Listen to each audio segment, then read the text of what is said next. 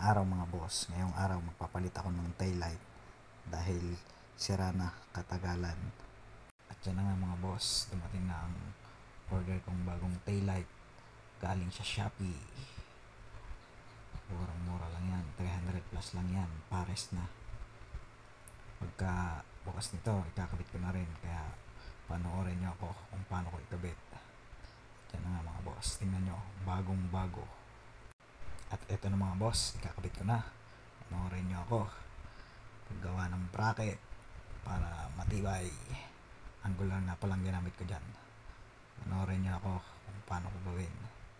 Makita nyo kung paano ang finished product. Yan nga po, binubutasan ko na. Tingnan nyo kung paano magbutas. Yan mga boss, okay nyo. Yan, ganyan lang pagbubutas. Dapat hindi tuloy-tuloy ang ikot ng barena kasi nasisira yung talim nyan pag tuloy-tuloy ang ikot nyo. Dapat pitik-pitik lang, unti-unti lang. Kaya mga boss, nabutasan ko na. Pinalakihan ko ang butas kasi sikip yung bolt, hindi pumasok. Dahil tapos na tayong gumawa ng bracket, merienda muna dahil napagod ng konting trabaho lang, pagod na agad. Pahinga lang saglit, tapos maya i-welding na natin ng ilaw para matapos na agad dahil baka abutin ng gabi.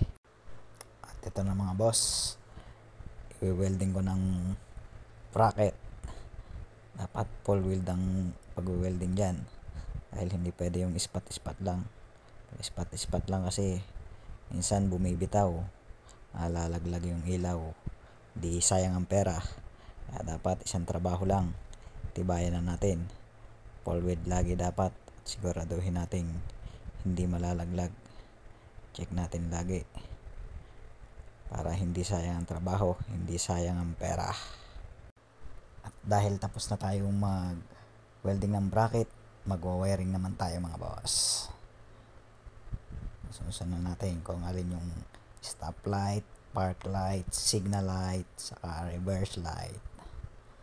Yan mga boss. Walang nagagawa niyan. Dahil may test light naman ako, kaysa babayad pa sa iba.